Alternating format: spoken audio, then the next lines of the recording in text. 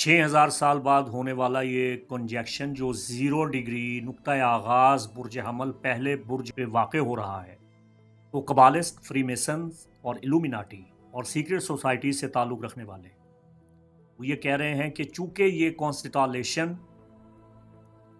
मरकब फारस पे हो रहा है, यूनिकॉर्न पे हो रहा है, सुलेमान अलैहिस्सलाम के घोड़े के कॉन्स्टिट्यूशन पे हो रहा है, साफिनातिल जयाद जिसे कुरान में अल्लाह ने कहा परों वाला घोड़ा यहाँ हो रहा है, तो ये कौम यहूद की तरक्की, तौसी, खुशहाली और उनकी पूरी दुनिया में हुकूमत और इक़्तिदार के वक्त का आगाज़ हुआ चाहता है। एक न्यू एरा शुरू हो रहा है ग्रेटर इसराइल का, क्योंकि सैटर्न का ताल्लुक भी ज्यूज़ के साथ है।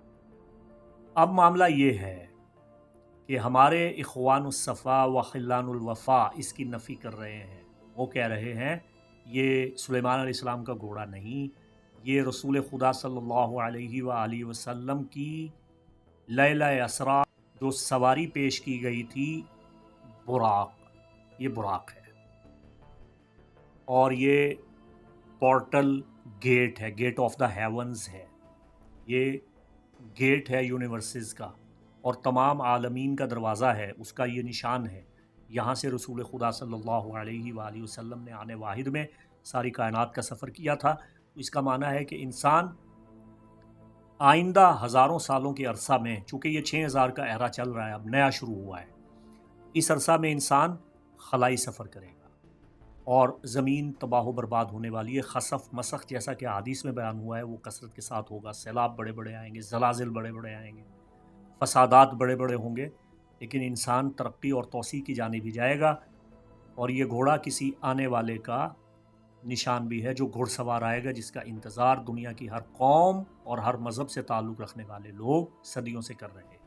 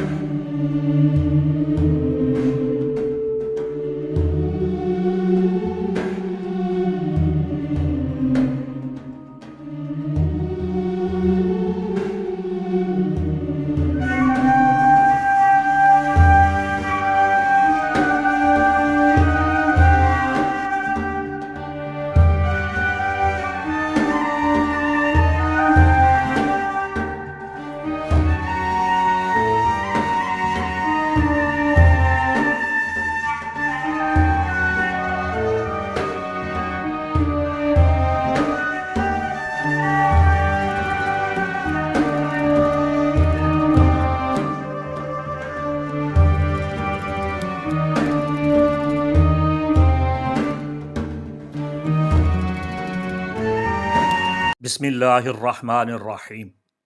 मुअज़्ज़ज़ ख़वातीन व हज़रात, अस्सलामु अलैकुम व रहमतुल्लाहि व बरकातुहू। मुफ्ती मोहम्मद इमरान हैदर रज़वी आपकी खिदमत में हाज़िर हूँ। आज का वीडियो तारीख़ साज और अहद शिकन है। इसमें मैं आपको उलूम फ़ल्किया, रूहानिया, बातनिया, समाविया और ख़ास तौर पे उलूम आले मुहम्मद अलैहिमुस्सलाम की एक झलक दिखाऊंगा। आप वर्ताए हैरत में गुम हो जाएंगे, चूँकि ये तहकीक, तफ्तीश और मुतालिया और सैकड़ों कुतब का हासिल कलाम सिक्का जय्यद अथेंटिक सोर्सेज से आपकी खिदमत में पेश करूँगा। देखिए, 6000 साल के बाद नेपच्यून और सैटर्न का कंजक्शन एरीज फर्स्ट 00 डिग्री में होने जा रहा है।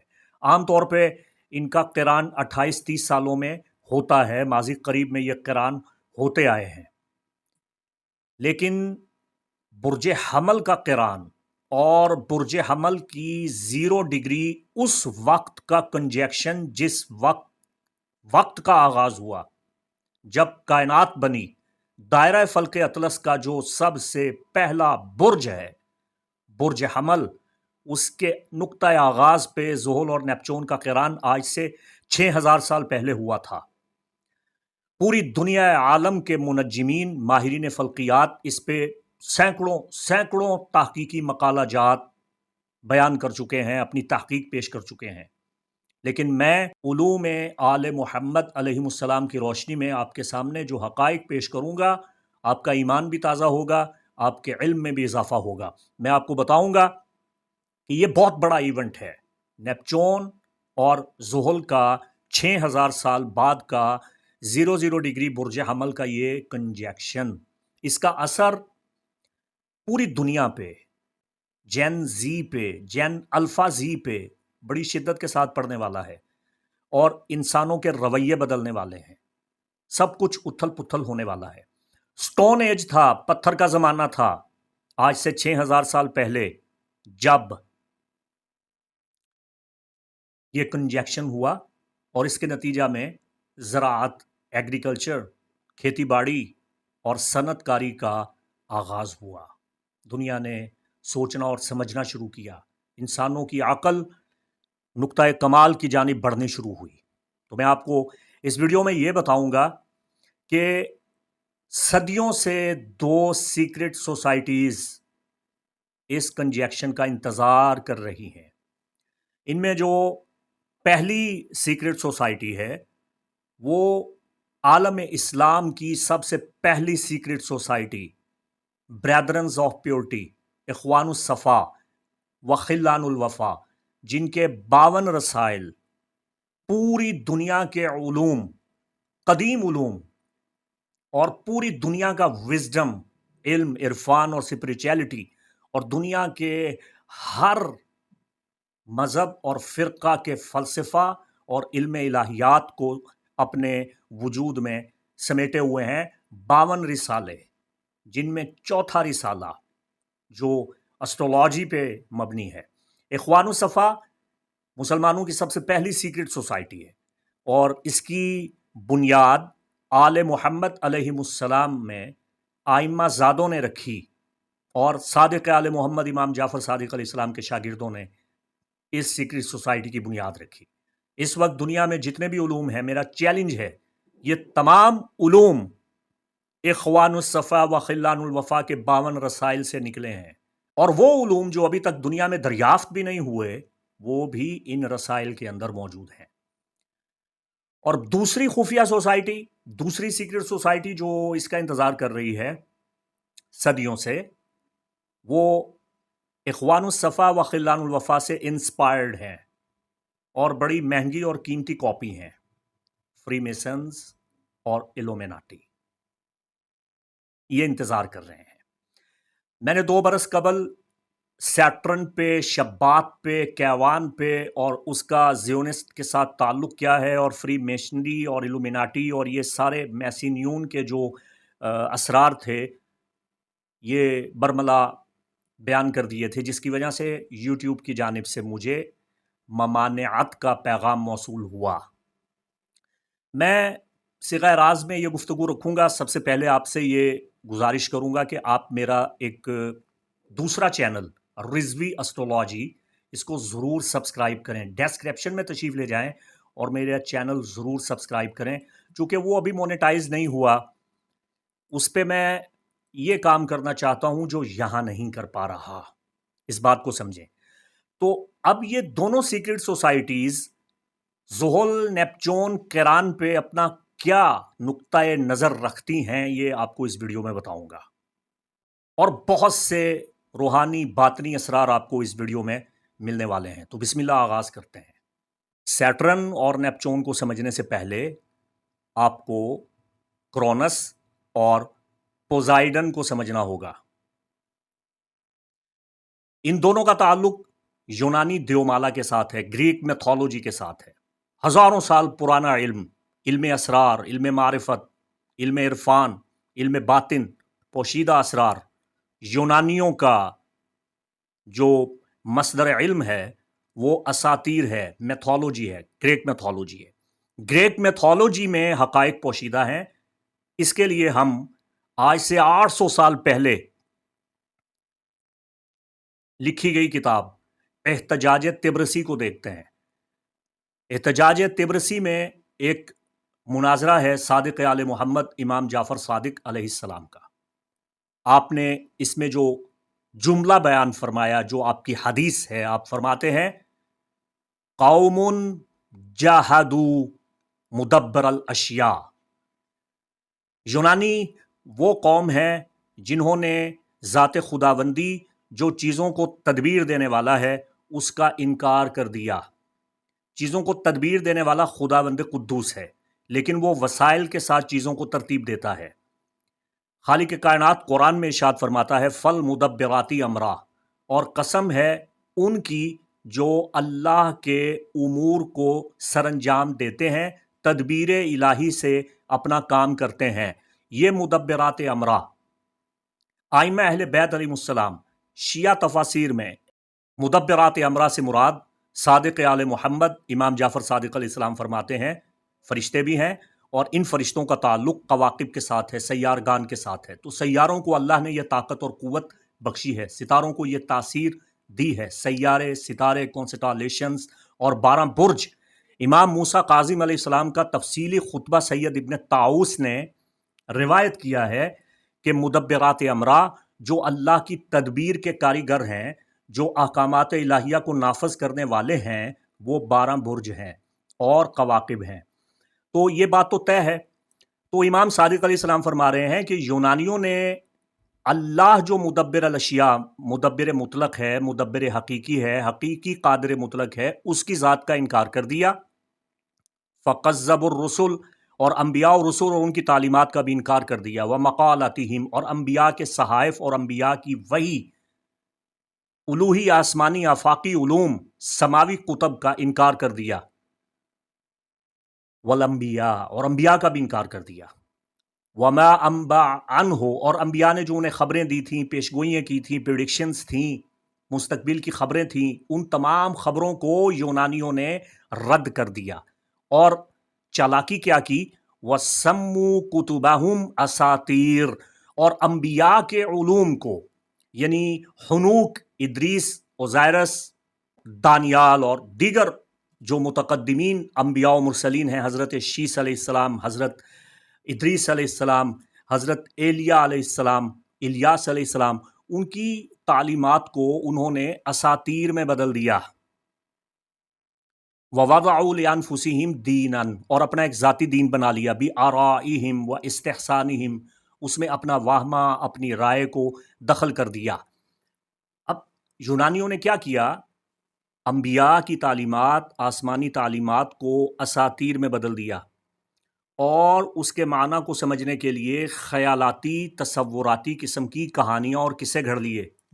اس حوالہ سے برج حمل، اس کا کیا قصہ ہے؟ جو ایک مینڈا ہے، قربانی کا بکرا ہے۔ برج ثور، جس کا تعلق محبت کے ساتھ ہے۔ برج جوزہ توامین، جو 2 بھائی ان کی محبت ہے۔ برج سرطان جو محبت میں ہلاک ہو گیا۔ برج اسد جو محبت میں ہلاک ہو گیا، اور ان دونوں کو مارنے والا ہرکلیز۔ اس حوالہ سے میں نے ایک ویڈیو بنایا تھا، چاہیں تو آپ ڈسکرپشن میں جا کے وہ ویڈیو دیکھ سکتے ہیں۔ اچھا، اب معاملہ یہ ہے کہ 12 برج اور کواکب مدبرات امر ہیں، ان کی طاقتوں اور تاثیروں کو امام صادق علیہ السلام فرماتے ہیں یونانیوں نے قصہ کہانی میں بدل دیا۔ تو اب اس قصہ اور کہانی کو سمجھنا بہت ضروری ہے۔ جب تک ہم زحل اور نیپچون کی کہانی کو نہیں سمجھیں گے، ہم ان کی حقیقت کو دریافت نہیں کر سکتے۔ الازہر یونیورسٹی کے جملہ علماء فقہا کا فتویٰ ہے کہ اساطیر کا مطالعہ کرنا اور اس سے حقیقی مطالب کو اخذ کرنا نہ صرف یہ کہ جائز ہے، بلکہ متقدمین فلاسفہ مسلمین کا طریقہ کار یہی رہا ہے۔ ہمارے جتنے بھی فلاسفہ گزرے ہیں، چاہے وہ اخوان الصفا ہیں، چاہے یعقوب الکندی ہیں، مسلمہ ابن مجریتی ہیں، چاہے غزالی ہیں، چاہے فارابی ہیں، سب کا طریقہ یہی رہا۔ ابو علی سینا کا طریقہ یہی رہا، بلکہ مستشرقین نے، اورینٹلز نے یہ لکھا ہے، لوئی ماسنیون نے یہ لکھا ہے، این میری شمل نے یہ لکھا ہے کہ صوفیاء نے، اہل بیت اطہار کے ائمہ نے یونانی علوم کو حقیقی پیرائے میں نیو پلاٹونک فلسفی کی صورت میں پیش کیا ہے، اور صادق آل محمد امام جعفر صادق علیہ السلام نے حقیقی یونانی فلسفہ کی شرح بیان کی ہے۔ صاحبان علم اسے سمجھتے ہیں۔ میں چاہوں تو ان موضوعات پہ اور فلسفہ پہ گھنٹوں بات کر سکتا ہوں، لیکن چونکہ میرا موضوع نیپچون اور زحل ہے، نیپچون اور زحل دونوں کو سمجھنے کے لیے آپ کو سب سے پہلے کرونس اور پوزائیڈن کو سمجھنا ہوگا۔ یہ سمجھنا بہت ضروری ہے۔ کرونس قدیم ترین دیوتاؤں میں سے ایک ہے، اولین دیوتاؤں میں سے ہے، اس کا اساطیر میں پرانے قدیم ترین دیوتاؤں میں شمار ہوتا ہے، اور یہ ٹائٹنز جو 12 ہیں ان کا جد امجد ہے۔ اچھا، اب معاملہ یہ ہوا کہ کرونس کو یہ بھوشیوانی سننے کو ملی، تیرے ہاں تیرا ایک بیٹا پیدا ہوگا جو تیرا تخت تجھ سے چھین لے گا، تیری سلطنت، تیری حکومت، تیرا اقتدار غصب کر لے گا اور حکمران بن جائے گا، اور تو کسی قابل نہیں رہے گا۔ تو کرونس نے اپنے ہی بچوں کو مارنا شروع کر دیا۔ اب اس کے ہاں جو بھی بچہ پیدا ہوتا تھا وہ اسے مار ڈالتا تھا۔ کرونس غضب، تباہی، بربادی، انتقام، بندش، رکاوٹ، التوا، زوال اور ہر چیز کے ہونے سے پہلے اس کی حد بندی قائم کرنے کا دیوتا تھا۔ وہ اپنے سارے بچے اس نے مارنا شروع کر دیے۔ اب اس کے ہاں پوزائیڈن پیدا ہوا۔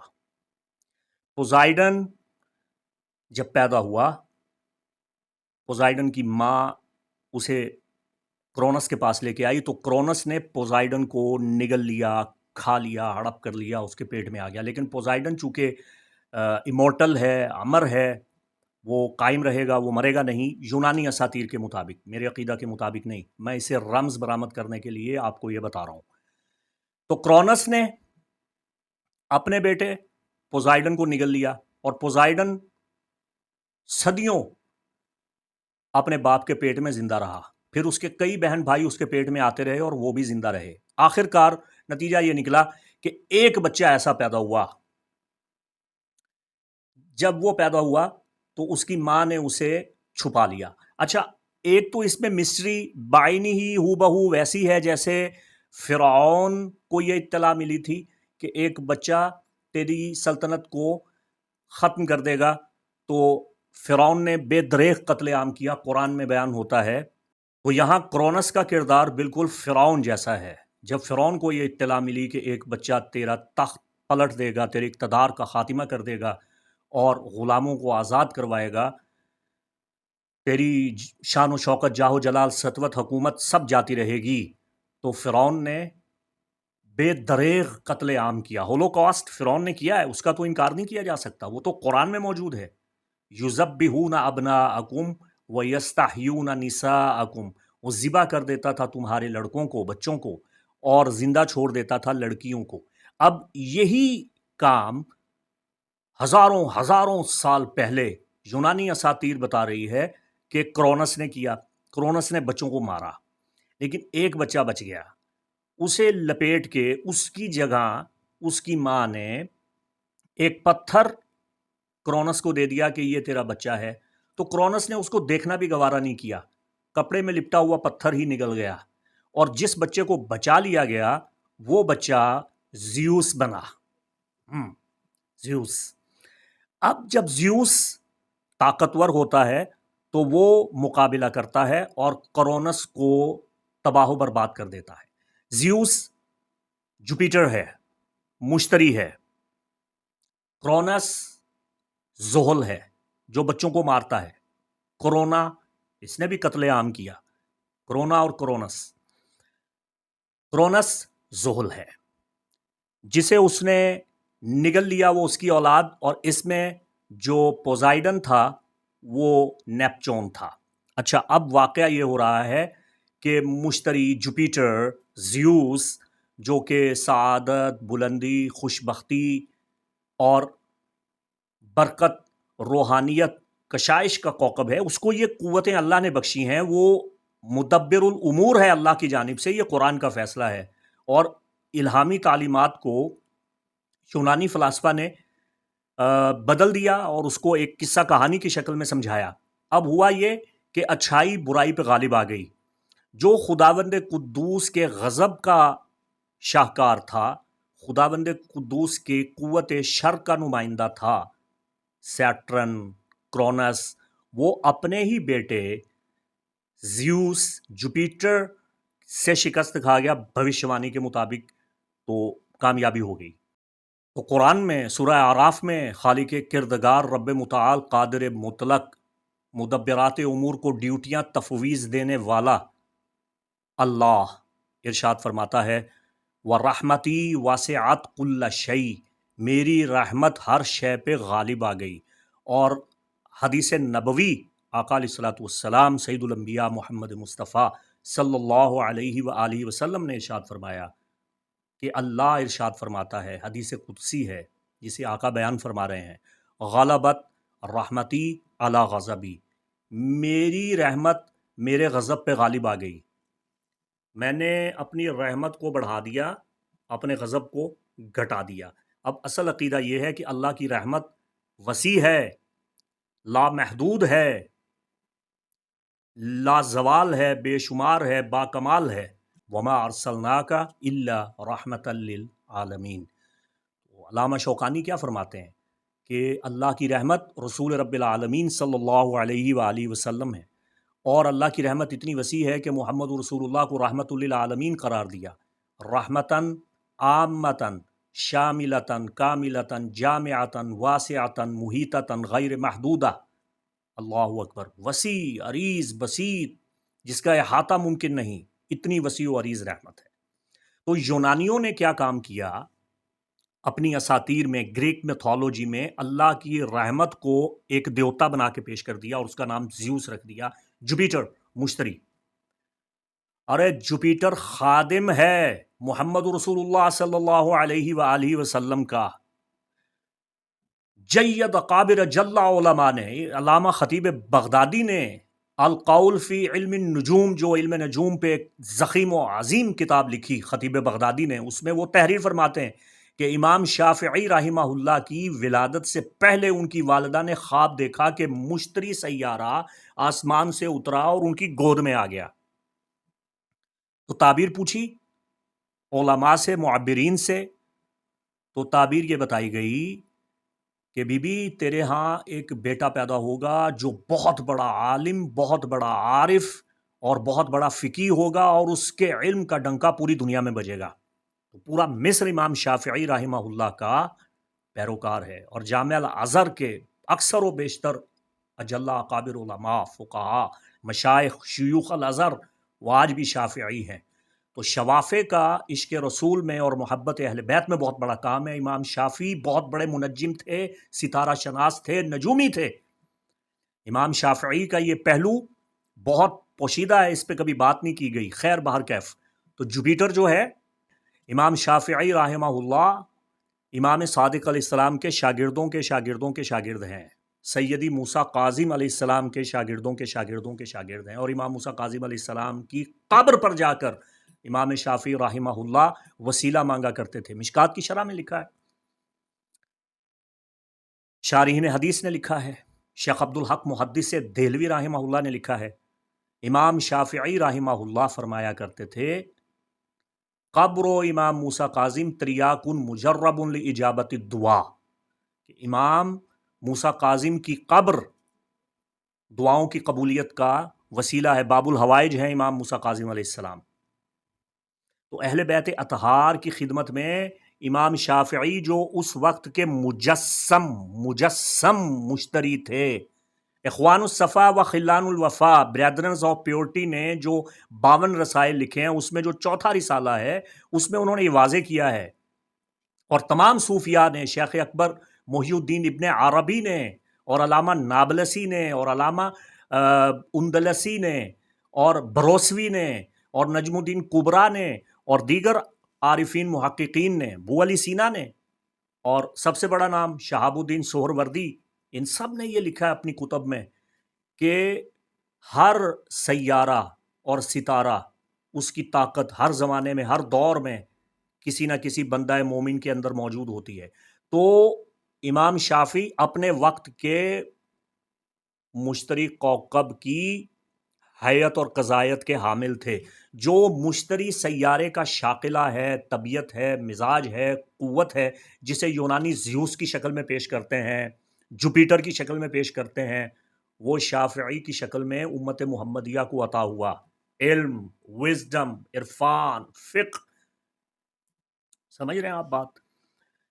امام شافعی اپنی والدہ کو پیدا ہونے سے پہلے خواب میں آ رہے ہیں مشتری سیارہ کی شکل میں۔ ہاں، یہ ہے امت محمدیہ کے اولیاء، مشائخ، علماء کی شان، ٹھیک ہے؟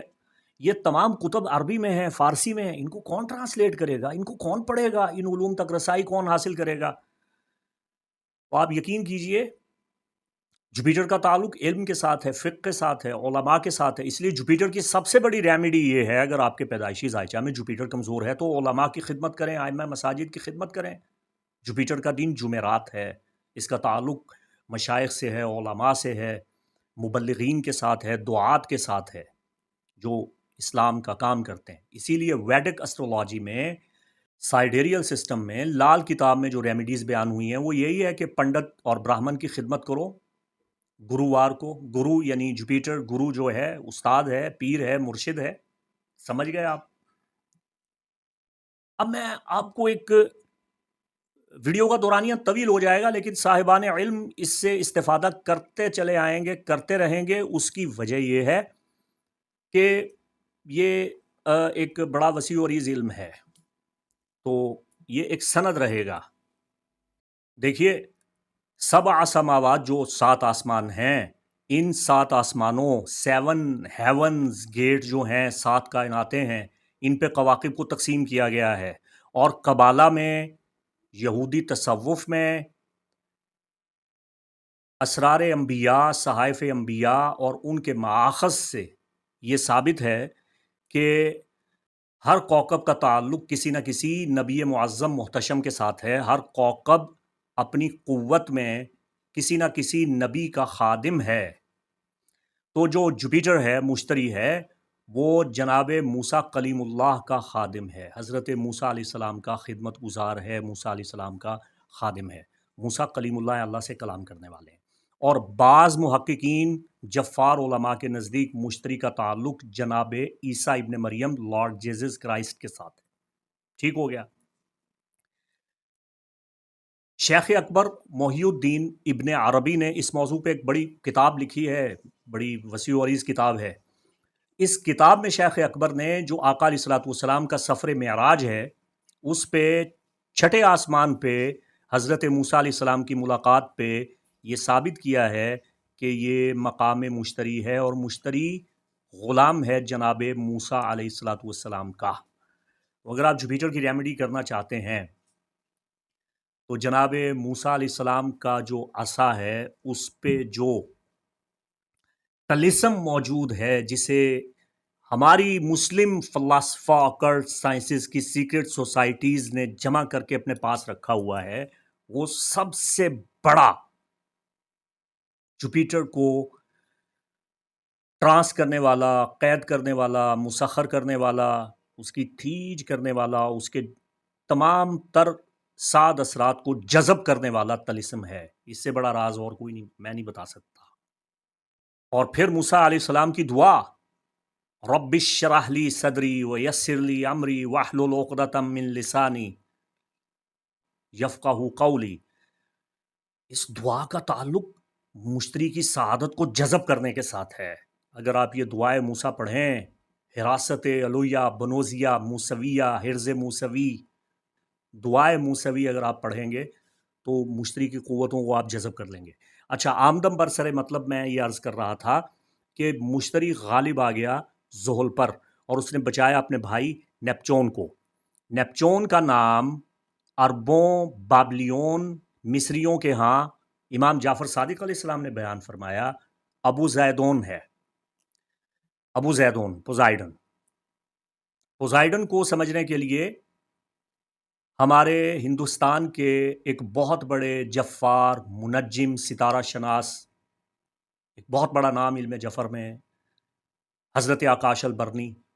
آکاش البرنی سے لے کے محی الدین ابن عربی کی ساعت الخبر تک تمام متقدمین عارفین نے لکھا ہے کہ نیپچون روحانیت کا کوکب ہے، اسرار کا کوکب ہے، خواب کا کوکب ہے، الہام کا کوکب ہے۔ میں آپ کو ایک بہت بڑی لائن دینے والا ہوں، اگر آپ یہاں تک پہنچ آئے ہیں۔ ہر کوکب کا کسی نہ کسی نبی کے ساتھ تعلق ہے۔ میں ایک بہت بڑی پتے کی بات آپ کو بتا رہا ہوں۔ قمر جناب آدم علیہ السلام کا خادم ہے۔ جب رسول خدا شب معراج گئے تو جناب آدم علیہ السلام سے ملاقات ہوئی پہلے آسمان پہ۔ آسمان قمر جو مون ہے، وہ جناب آدم علیہ السلام کا مقام ہے، وہاں پہ آپ سے ملاقات ہوئی۔ جناب عیسیٰ علیہ السلام سے دوسرے آسمان میرکری پہ ملاقات ہوئی۔ जनाब यूसुफ अलैहिस्सलाम, हुस्न, जमाल, फानूस अरबी का लफ्ज़ है। ये सैयारे का नाम था जिसको फेनस और फेनस से वीनस बन गया। जितने भी सैयारे सितारे हैं इनके नाम असल में अरबों के लिखे हुए हैं। आप जितने भी कॉन्स्टलेशन फिक्स्ड स्टार उठा के देख लें, इनके नाम अरबी में हैं। अब सुनते आए मेरे साथ, मेरी उंगली पकड़ के चलते आए। तो जनाब यूसुफ अलैहिस्सलाम जो हुस्न और जमाल वाले हैं, वो मकाम ज़ोहरा पे वीनस यानी फिनिस यानी फानूस, चमकने वाला सुबह का सितारा, नजमा ज़ोहरा, जो तीसरे आसमान पे है। शब मेराज आका अलैहिस्सलाम की उनसे मुलाकात हुई। चौथे आसमान पे शम्स है जहां मकाम इदरीस है। चौथा आसमान जो मकाम शम्स है, सन का मकाम है, वो तमाम तर क़ुव्वतें खादिम हैं, ग़ुलाम हैं, शमसी क़ुव्वतें जनाब इदरीस अलैहिस्सलाम की, एनोक की, अनोख की, इदरीस। वज़्कुर फ़िल किताब इदरीस इन्नहु कान सिद्दीक़न नबिय्या व रफ़अनाहु मकानन अलिय्या। उनको बुलंद मकाम पे अल्लाह ने फ़ाइज़ फरमाया। तो ये मकाम शम्स है। यहाँ पे रसूल खुदा की शब मेराज इदरीस अलैहिस्सलाम से मुलाकात हुई। जब पाँचवें आसमान पे पहुँचे, जो मकाम मरीख है, बहराम का मकाम है, मार्स, यहाँ हज़रत हारून अलैहिस्सलाम से मुलाकात हुई। छठे आसमान पे मुश्तरी के दायरा में जनाब ईसा अलैहिस्सलाम से मुलाकात हुई और सातवें आसमान पे जनाब इब्राहीम अलैहिस्सलाम से मुलाकात हुई। हमारे शयूख़ मग़रिब ने, शेख़ अकबर मोहिउद्दीन इब्न अरबी ने और हमारे सिलसिला तालीमात रूहानिया बातनिया के तमाम शयूख़ ने, शयूख़ुल मग़रिब ने, इन 7 दिनों, 7 सैयारों और इनके हाकिम 7 अंबिया व मुरसलीन के फैज़ान को हासिल करने की दुआएं मुख्तलिफ़ किताबों में लिखी हैं। तो मैं कहता हूँ, एक मुसलमान के लिए किसी भी सैयारे की रेमेडी उस सैयारे के आका व मौला, उस सैयारे के मुदब्बिर, निगरान, निगाहबान, वारिस, मालिक, पैगंबर की दुआ से हो सकती है। हाँ, ये बहुत बड़ा राज है जो मैंने आज मुनकशिफ कर दिया है। जो लोग मुझसे अपना पर्सनल चार्ट बनवाते हैं, मैं उनको बताता हूँ। मिसाल के तौर पे अगर कोई शख्स जुपिटर रेमेडी चाहता है तो मैं उसको बताता हूँ कि जनाब ईसा इब्न मरियम अलैहिस्सलाम की दुआ पढ़ो, रब्बना अनज़िल अलैना माइदतम मिनस समाई तकूनु लना ईदन लिअव्वलिना व आखिरिना व आयतम मिनका वरज़ुकना व अंत खैरुर राज़िकीन। गनी हो जाओगे, माला माल हो जाओगे। और ईसा मसीह अलैहिस्सलाम की ज़िंदगी, सीरत तैयबा, उनके हालात का मुताला शुरू करो तो जुपिटर तुम्हारे लिए मुक़य्यद हो जाएगा। चूँकि कबाला में और थियोसफी में और इस्लामिक स्पिरिचुअल विज़डम में एक नुक्ता नज़र ये भी है कि जुपिटर वो फॉलो करता है जनाब ईसा अलैहिस्सलाम को और ईसा अलैहिस्सलाम की क़ुव्वतों से फैज़ लेता है और उनका खादिम है। और दूसरी रवायत के मूसा अलैहिस्सलाम का खादिम है। तो रब्बि शरह ली सदरी, इससे बड़ी रेमेडी जुपिटर की कोई हो नहीं सकती। इसकी और बहुत सी तफासील हैं, इस पे बहुत सी कुतब मौजूद हैं। अब सवाल ये पैदा होता है कि क्रोनस यानी सैटर्न, इसका ताल्लुक जनाब इब्राहीम अलैहिस्सलाम के साथ है। ठीक हो गया। इसमें बड़ी तफसीली बात करेंगे कि सैटर्न जो है ना, इसकी कई किस्में हैं, इसके कई रूप हैं। इसका एक क्रोनस का मकरू रूप आपने देखा, इसको बाल से तशबीह भी दी जाती है। इसका एक मुस्बत रूप भी है और इसको कैवान मुअज़्ज़म, जो बाबलियों ने, कलदानियों ने, मिस्रियों ने करार दिया, और इसका ताल्लुक आइम्मा अहले बैत अतहार अलैहिस्सलाम की तफासिर के मुताबिक इब्राहीम अलैहिस्सलाम के साथ है और मौला अमीरुल मोमिनीन अली अलैहिस्सलाम के साथ है। अब तो इराक़ के उलमा ने बाकायदा इस पे एक डॉक्यूमेंट्री फिल्म भी बनाई, नबाउल अज़ीम, आप देख सकते हैं। मैं इस पे बड़ी तफसील से बात करूंगा। 2 सीक्रेट सोसाइटीज़ तक मैं आ रहा हूं, लेकिन अभी मेरे साथ चलें थोड़ा सा। अब सवाल ये पैदा होता है कि ये तमाम अंबिया और मुरसलीन किसी न किसी कौकब पे, किसी न किसी सैयारे पे निगाहबान हैं। तो नेपच्यून जो बाद में दरियाफ्त हुआ, इसका जिक्र कुरान में मौजूद है।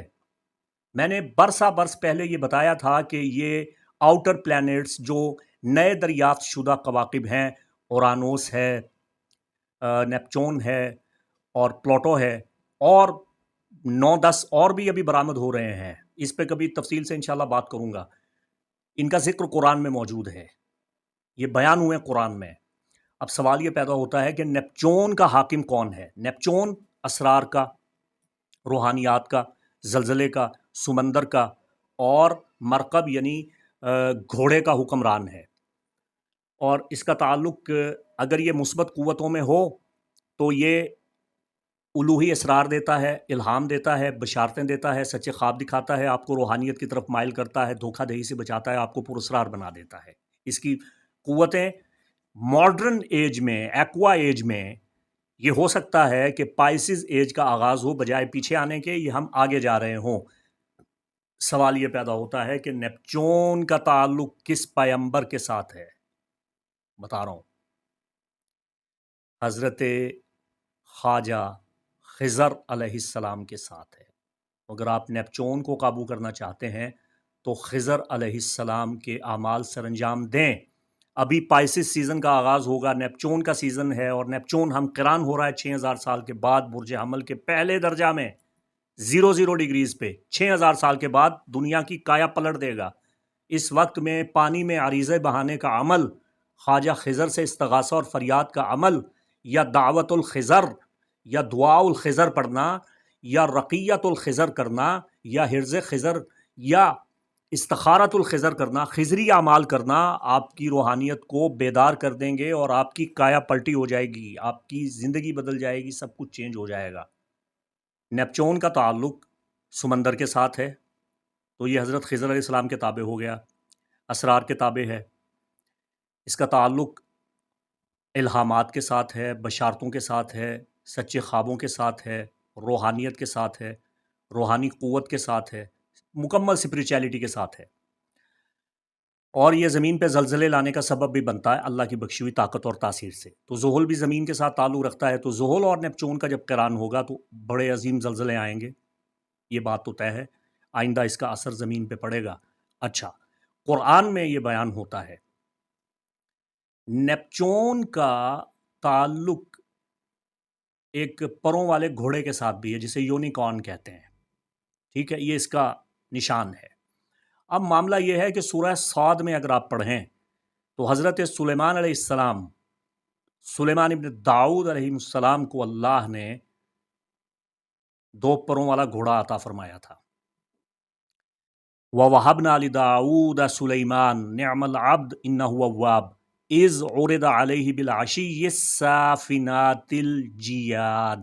یہ جو صافنات الجیاد ہے یہ سلیمان علیہ السلام کے خاص گھوڑے تھے، اور ان میں ایسے فرس، مرکب، اسب موجود تھے جو اجنحہ رکھتے تھے، جو پر رکھتے تھے، پروں والے گھوڑے۔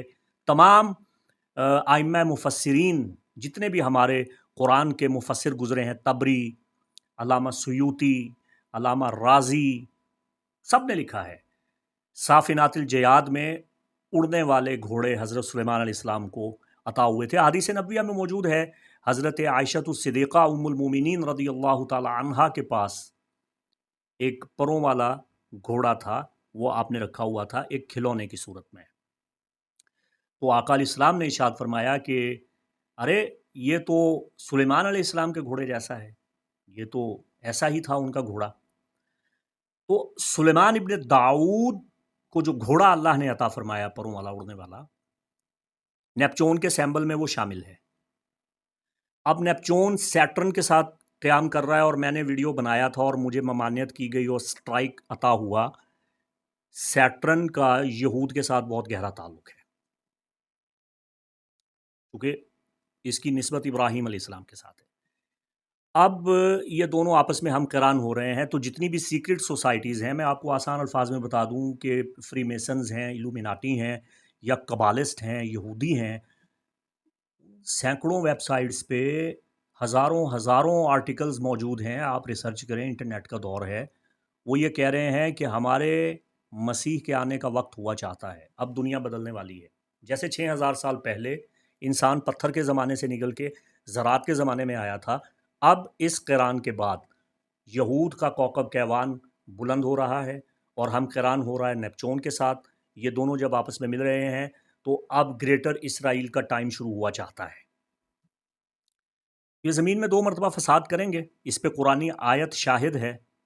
बिस्मिल्लाहिर्रहमानिर्रहीम वक़दैना इला बनी इसराइल फ़िल किताबि लतुफ़सिदुन्न फ़िल अर्दि मर्रतैन।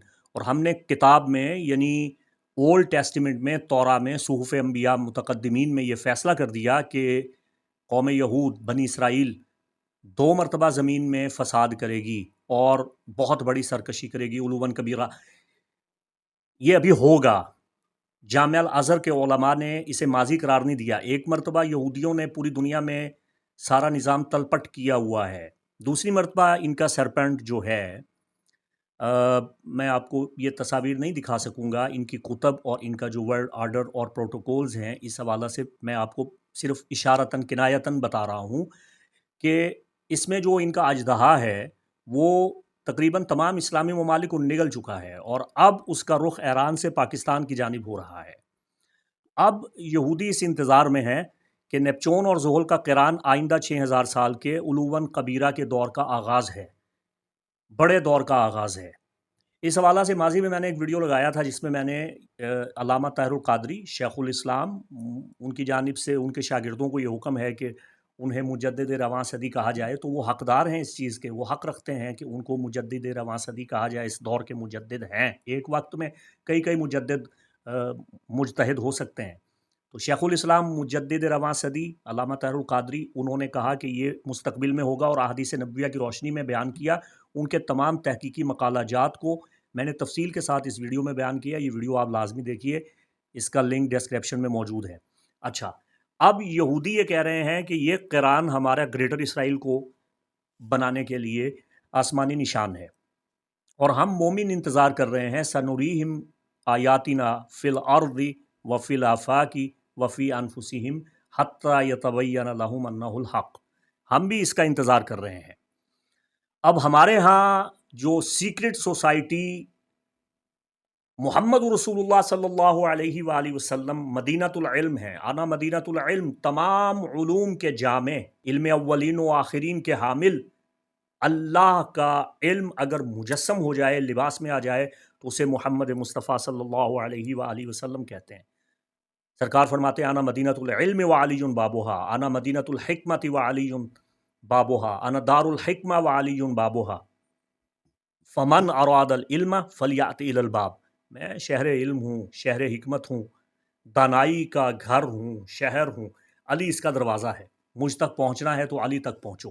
तमाम उलूम अव्वलीन व आखिरीन, तमाम उलूम समावात वल अर्द, अज़ली अब्दी, तमाम उलूम जब जमा हो जाएं तो अंबिया के सहाइफ में आते हैं, अंबिया के सहाइफ से कुरान में जमा होते हैं, अंबिया के सहाइफ से मुक़द्दस किताबों में 313 किताबों में बट जाते हैं, सूफ़ इब्राहीम व मूसा ज़ुबरुल अव्वलीन। तमाम उलूम इलाही जब सिमटते हैं तो तौरात, ज़बूर और इंजील में आ जाते हैं और यहाँ से सिमट के कुरान में आ जाते हैं और कुरान के तमाम उलूम सूरह अल-हम्द में और फिर सूरह अल-हम्द की पहली आयत बिस्मिल्लाहिर्रहमानिर्रहीम में आ जाते हैं और बिस्मिल्लाह के पहले हर्फ बा की तमाम तर क़ुव्वत मुहम्मद रसूलुल्लाह के इल्म व इरफान का मज़हर है और बा का नुक्ता अली इब्न अबी तालिब है। तो तमाम उलूम अव्वलीन व आखिरीन एक नुक्ता में इस तरह सिमटते हैं कि मौला अली इरशाद फरमाते हैं, अल्लामा भरोसवी ने तफसीर रूहुल बयान में लिखा, अना नुक्ता तो तहतल बा। मौला फरमाते हैं मैं वो नुक्ता हूँ जो बा के नीचे है। तो मुहम्मद व आले मुहम्मद के उलूम के वारिस आइम्मा अहले बैत अतहार अलैहिस्सलाम हैं और उनके सबसे बड़े आरिफ, शारे, तर्जुमान, बयान फरमाने वाले, बाज़ाब्ता तौर पे अपने शागिर्दों को तैयार करने वाले और इल्मी काम करने वाले, मसनद इल्म पे बैठने वाले मौला इमाम बाक़िर अलैहिस्सलाम और फिर इमाम जाफ़र सादिक़ अलैहिस्सलाम। इमाम जाफ़र सादिक़ अलैहिस्सलाम के सैकड़ों सैकड़ों शागिर्द और हर मज़हब और हर मकतबा फ़िक्र के शागिर्द और औक़ात कार तालीम के दो, एक अवाम के लिए, एक ख़वास के लिए।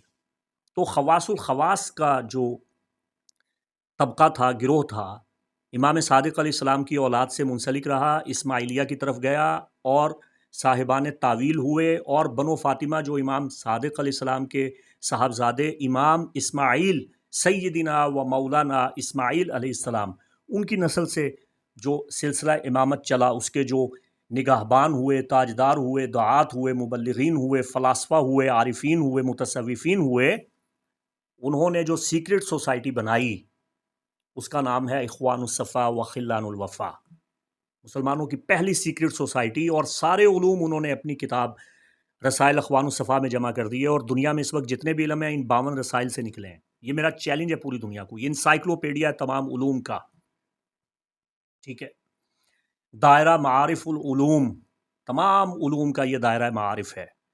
اب معاملہ یہ ہے کہ اس سیکرٹ سوسائٹی کی کاپی کی گئی، بڑی میں اس کو کہوں گا سستی کاپی نہیں ہے، یہ بہت مہنگی کاپی ہے، انسپائرڈ ہو کے فری میسنز کیا کیا، یہی انبیاء کے علوم، یہی صوفیہ، عارفین اور قبالسٹ اور متصوفہ جن کے پاس صحف انبیاء کا علم تھا، ان کو لے کے اس کو بدل کے اور اس کے تمام منفی پہلوؤں کو قبول کر کے، جو انتہائی منفی اور نیگیٹو پہلو ہے، اس کی قوت شر ہے، اس کو انہوں نے بافومیٹ یا بیفومے بنا دیا، ابلیس کبیر عزازیل سے اس کی تشبیہ دے دی، دجال سے، اینٹی کرائسٹ سے، اور اس کو خدا بنا دیا۔ اب طرفہ تماشا دیکھیں، آسمان پہ اللہ کا عظیم نشان دیکھیں کہ زحل اور نیپچون برج حمل کی 0 ڈگری پہ 6000 سال کے بعد ہم قران ہو رہے ہیں۔ دنیا میں ایک بہت بڑا بدلاؤ، ایک انقلاب عظیم واقع ہونے والا ہے، اور ان کا قران جس کانسٹیٹالیشن میں اور جس فکسڈ سٹار پہ ہو رہا ہے وہ راقب الفرس ہے، وہ پروں والا گھوڑا ہے، سینکڑوں سینکڑوں ستارے مل کے ایک پروں والے گھوڑے یونیکارن کی شکل اختیار کرتے ہیں، جس مقام پہ، جس مینشن پہ سیٹرن اور نیپچون آپس میں مل رہے ہیں۔ تو اس کا تعلق جناب سلیمان ابن داؤد علیہ السلام کے پروں والے گھوڑے صافنات الجیاد کے ساتھ ہے، ٹھیک ہو گیا۔ اچھا، ایک ہے سلومن تھرون، سلیمان علیہ السلام کا تخت، تخت سلیمان، اور ایک ہے سلیمان علیہ السلام کا فرس العظم، عظیم گھوڑا جس پہ وہ سوار ہوتے تھے، اس کا نشان آسمان پہ موجود ہے۔ آسمان پہ 2.72 حصہ اس عظیم گھوڑے نے، فرس الاکبر نے، فرس العظم نے، المرکب العظیم نے گھیرا ہوا ہے۔ تو یہ ہے یہودی نقطہ نظر، سیکرٹ سوسائٹیز، قبالسٹ، فری میسنز اور ایلومیناٹی، وہ انتظار کر رہے ہیں کہ اب ہمارا مسیح آنے والا، جس کا ہم انتظار کر رہے ہیں کہ وہ آئے گا اور اپنے گھوڑے پہ بیٹھے گا اور چھا جائے گا۔ اب میں آپ کو بتاتا ہوں علوم آل محمد علیہ السلام کے ماخذ اخوان الصفا اور تعلیمات منجمین فلاسفہ مسلمین وہ کیا کہتے ہیں۔ رسول خدا جب شب معراج تشریف لے گئے تو آپ براق پہ سوار ہوئے تھے، سوار جہانگیر یکراں براق کے بو گذشت از کسر نیلی رواق، شیخ سعدی فرماتے ہیں آنے واحد میں جہاں نگاہ حد انسانی ہے وہاں اس کا پہلا قدم پڑتا تھا، آنے واحد میں یہ جا وہ جا، تفاصیل کتب احادیث میں موجود ہیں، ٹھیک ہے۔ براق جس پہ آقا علیہ السلام سوار ہوئے، چوتھا رسالہ اخوان الصفا کا، وہ فرماتے ہیں کہ آسمان پہ جو فرس العظم مرکب ہے یہ براق ہے، اور ایسا ممکن ہے، یہ اسرار ہے، یہ تعویل ہے، یہ علم باطن ہے کہ ایک مجسم گھوڑے نما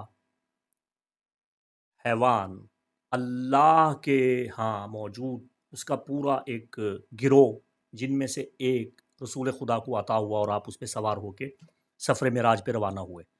لیکن یہ جو آسمان پہ براق بنا ہوا ہے، یہ آسمانی براق، یہ پورٹل ہے، یہ دروازہ ہے تمام ہیونز کا، تمام یونیورسز کا، ساری کائناتوں کا، تمام تر عوالم بلکہ عالمین جو اللہ کے دائرہ اختیار میں ہیں، لامحدود عوالم، ان کا پورٹل گیٹ ہے، ان کا دروازہ ہے یہ جو بنا ہوا ہے، اور یہاں زحل اور نیپچون کا قران ہو رہا ہے۔ تو اس کو اب آپ سمجھے کہ کیا ہو رہا ہے۔